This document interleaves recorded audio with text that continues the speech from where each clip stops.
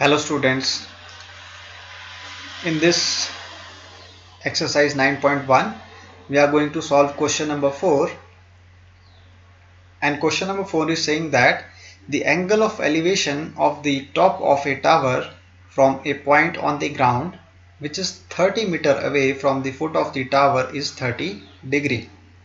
आपको क्या गिवन है students?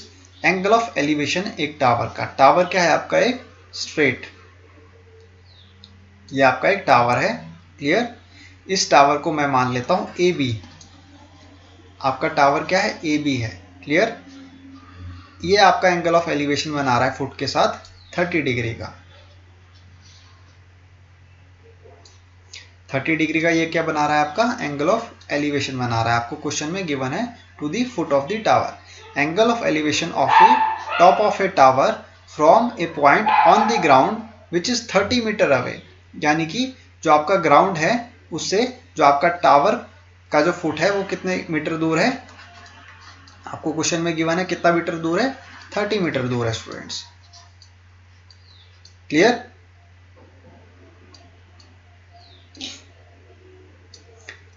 What is given in the question?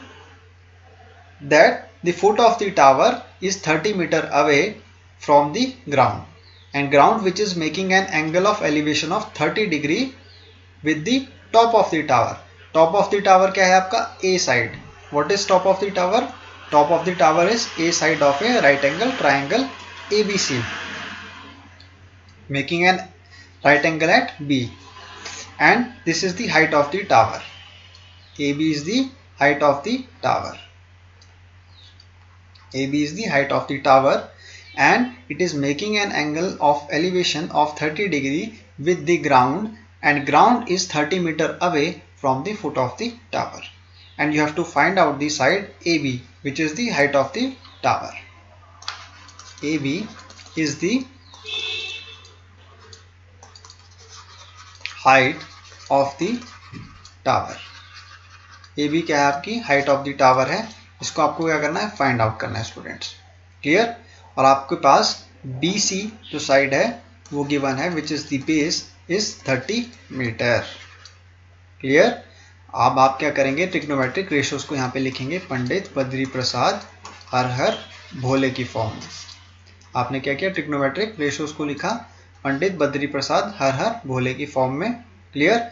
आपको पता है आपको परपेंडिकुलर गिवन है यानी कि AB, वो आपको फाइंड आउट करना है, and base which is given to you as 30 meter which is BC.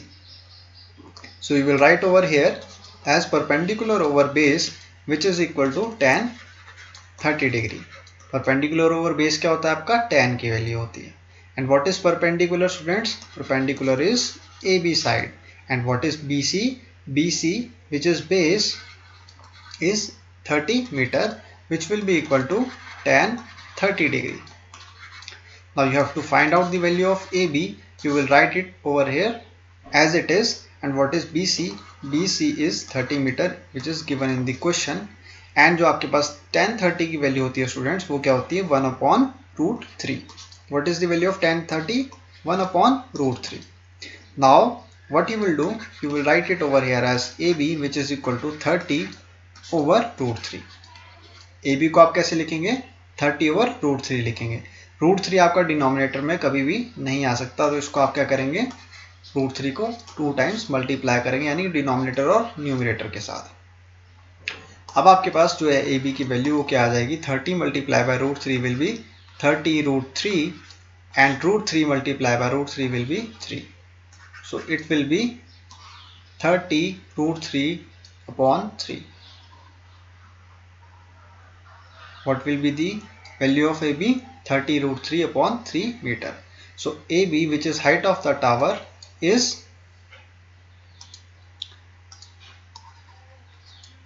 AB, which is height of the tower is 30√3/3 meter. What is the value of height of the tower? AB, which is 30√3/3 meter. This question was very simple students. You just have to understand the problem of the question. आपको जो question में given है, यानी कि आपके पास जो equation है question की, ये आपको समझना होगा सबसे पहले।